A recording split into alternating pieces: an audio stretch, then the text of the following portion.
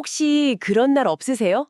아침에 이제 알람 소리에 겨우 눈을 떴는데 문득 내가 이걸 대체 왜 하고 있지? 이런 생각이 머리를 떠나지 않는 그런 날이요. 정말 지난 수십 년간 열심히 달려왔는데 모든 게 그냥 모래성처럼 느껴지는 순간? 오늘 저희가 함께 들여다볼 자료들이 바로 이 지독한 허무함에 대한 이야기입니다. 특히 자료 속에 나오는 한 60대 후반 남성분 사연이 좀 인상 깊었어요. 회사 임원까지 하시고 자녀들도 다 잘 키워내셨고 서울에 집도 장만하셨죠. 누가 봐도 정말 성공한 인생의 표본인데 정작 은퇴하고 나니까 남은 건 깊은 공허함 뿐이었다고 합니다. 마치 평생 오른 산 정상에 아무것도 없는 걸 발견한 그런 기분이었을 것 같아요. 네, 바로 그 지점이 오늘 저희가 좀 깊이 파고들어볼 이야기의 핵심인 것 같습니다. 보내주신 자료들을 보면 공통적으로 하는 메시지가 있거든요. 철학에서 말하는 허무주의가 단순히 인생은 무의미해 이런 비관적인 결론이 아니라는 겁니다.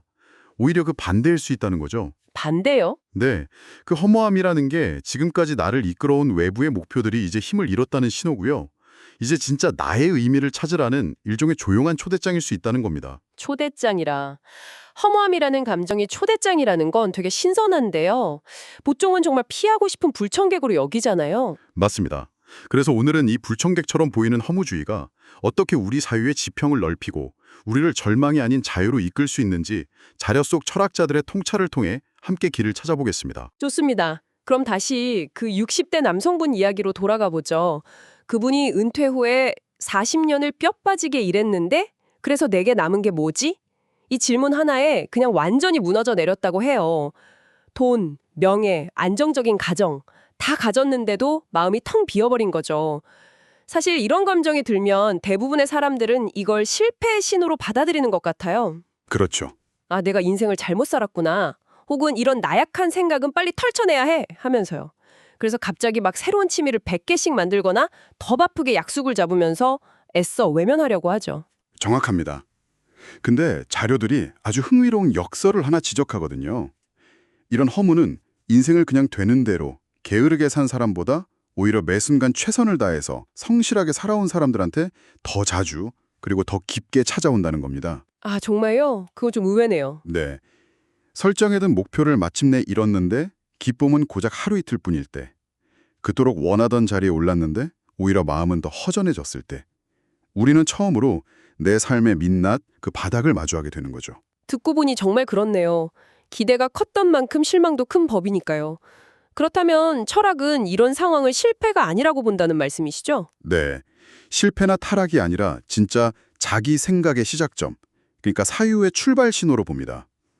그때까지는 사회가 제시한 길, 부모님이 원했던 길을 의심 없이 걸어왔다면 허무의 순간에 비로소 처음으로 근데 이게 정말 내가 원한 게 맞나? 하고 질문을 던지게 되니까요. 아, 남의 목소리가 아닌 내 목소리를 들으려는 첫 시도인 셈이죠. 남의 목소리가 아닌 내 목소리. 그게 중요한 전환점이군요. 그러고 보니 이 지점에서 우리가 흔히 들어본 철학자 니체가 등장할 것 같은데요. 신은 죽었다는 말로 유명하잖아요. 그 말이 단순히 종교적인 의미가 아니라는 건 들어본 것 같은데 오늘 우리가 이야기하는 이 허무함과 구체적으로 어떻게 연결되는 건가요? 아주 좋은 질문입니다. 니체가 신은 죽었다고 선언했을 때 그가 말한 신은요, 종교적 신뿐만 아니라 우리 삶의 의미를 외부에서 부여해주던 모든 절대적인 가치들을 포함하는 거였습니다. 아, 모든 절대적인 가치요? 네.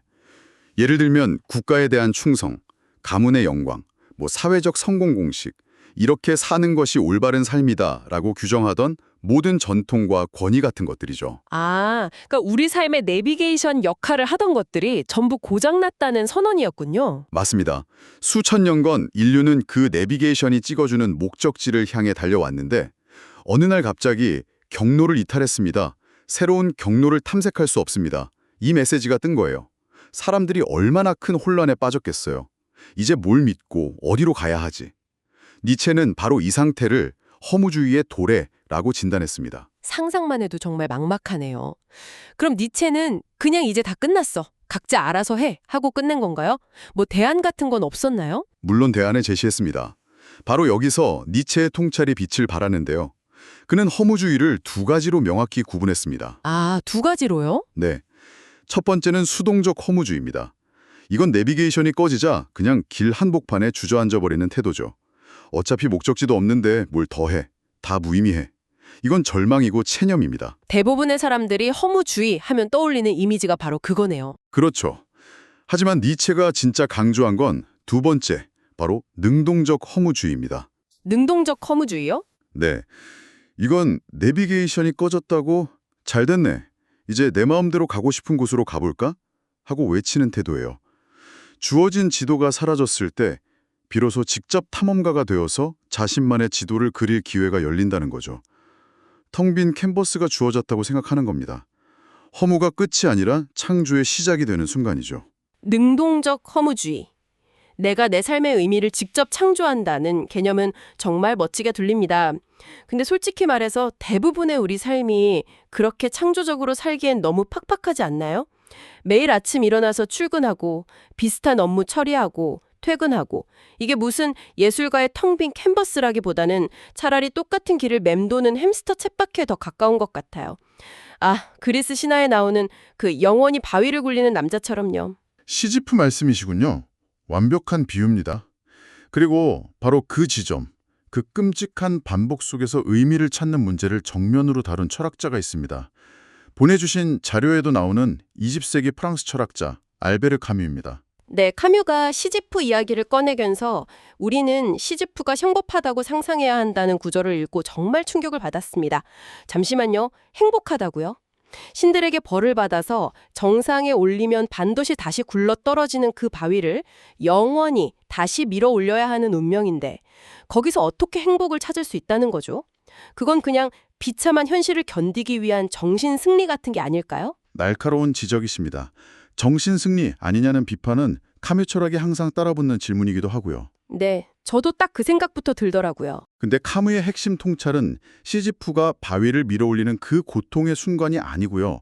바위가 굴러떨어진 후 그 바위를 향해 다시 터벅터벅 걸어 내려오는 순간에 있습니다. 산을 내려오는 순간이요? 네. 그 짧은 시간 동안 시지프는 자신의 운명을 그 누구보다 명확하게 직시합니다. 이 노동은 절대 끝나지 않을 것이다. 여기에는 어떠한 보상이나 희망도 없다는 그 냉혹한 진실, 즉 삶의 부조리함을 온몸으로 깨닫는 거죠. 다음번에 성공할 거야 같은 헛된 희망으로 품지 않습니다. 그게 어떻게 행복으로 연결되는 거죠? 오히려 더 절망적인 것 아닌가요? 바로 그 지점에서 반전이 일어납니다. 모든 환상이 깨지고 자신의 운명을 명확히 인식하는 순간 시지프는 역설적으로 자유로워져요. 자유로워진다. 그리고 선택을 하죠. 그래, 이게 내 운명이다. 신들의 내게 이 형벌을 내렸다. 하지만 이 바위를 다시 밀어올리는 것은 바로 나의 의지다. 라고요. 그 순간 신들이 내린 형벌은 시지프 자신의 주체적인 저항이 됩니다. 아, 운명에 굴복하는 게 아니라 그 운명을 자신의 것으로 끌어안고 조롱해버리는 거죠.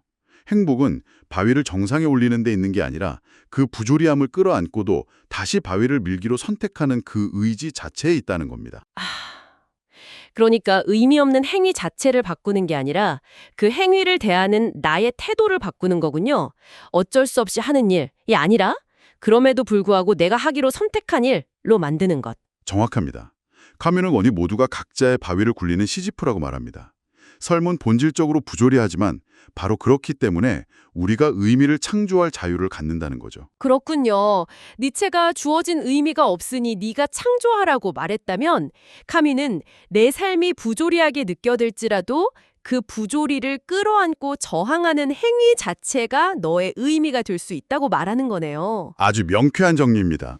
그럼 이 관점을 가지고 다시 처음에 60대 남성분 이야기로 돌아가 보죠. 그분도 자신만의 의미를 창조하기 시작한 걸까요? 그렇다고 볼 수 있습니다. 몇 달간 깊은 허무감에 시달리던 그는 어느 날 문득 깨닫습니다. 지난 40년간 나는 단 한 번도 나를 위해 살아본 적이 없구나. 회사가 원하는 임원, 아내가 원하는 남편, 자식들이 원하는 아버지, 사회가 기대하는 가장의 역할만 수행해 왔구나. 평생을 남의 기대를 만족시키면서 산 거네요. 네. 그리고 그는 처음으로 스스로에게 질문을 던지기 시작합니다. 남들이 아니라 진짜 나는 뭘 하고 싶지? 그러다 젊은 시절 좋아했지만 포기해야 했던 것들을 떠올렸다고 해요. 돈이 안 된다는 주변의 만류에 접었던 그림, 가장은 딴짓하면 안 된다는 압박감에 포기했던 배낭여행, 그건 그냥 취미로만 하라는 말에 그만뒀던 글쓰기 같은 것들이요. 그래서 그분은 어떤 선택을 하셨나요? 자료에 따르면 그는 동네 문화센터의 작은 유아교실에 등록했다고 합니다. 처음에는 쭈뼛거리고 어색했지만 캔버스에 물감을 칠하는 순간 수십 년 만에 처음으로 살아있다는 감각을 느꼈다고 하죠. 와, 그가 그림을 그리는 행위는 객관적으로 보면 아무 의미가 없을 수도 있습니다. 그걸로 돈을 버는 것도 아니고 전시회를 열어 유명해지는 것도 아니니까요. 하지만 그에게는 그 어떤 일보다 중요하고 의미 있었던 거죠. 외부의 평가나 성과가 아니라 붓을 쥔 손끝에서 느껴지는 내면의 충만함, 그것이 새로운 의미의 기준이 된 겁니다. 자신만의 바위를 스스로 선택해서 굴리기 시작한 거죠. 허무의 끝에서 비로소 진짜 자기 삶의 주인이 된 거네요. 결국 허무를 통과한 사람은 질문 자체가 달라지는 것 같습니다. 이전에는 어떻게 하면 성공할 수 있을까를 물었다면 이제는 성공이 대체 나한테 무슨 의미인데? 라고 묻게 되는 것처럼요. 맞습니다. 그 질문들은 때로 불편하고 고통스럽지만 지독하게 정직한 질문들이죠. 그리고 그 질문에 답하려는 노력을 피하면 우리는 평생 남의 욕망을 내 것인 줄 착각하며 살게 될 뿐입니다. 오늘 함께 살펴본 자료들을 종합해보면 혹시 당신이 지금 삶이 허무하게 느껴진다면 그 감정을 억지로 외면하거나 나쁜 것으로 치부할 필요가 없다는 결론에 이르게 됩니다.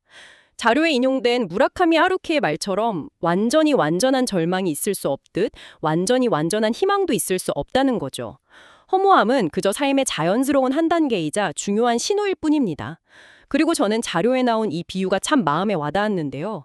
허무함을 느끼는 것은 당신이 여전히 의미를 간절히 찾고 있다는 가장 강력한 증거라는 겁니다. 아, 그렇죠. 길가에 굴러다니는 돌멩이는 허무를 느끼지 않으니까요. 당신이 살아있고 무언가를 갈망하고 있다는 뜻이죠.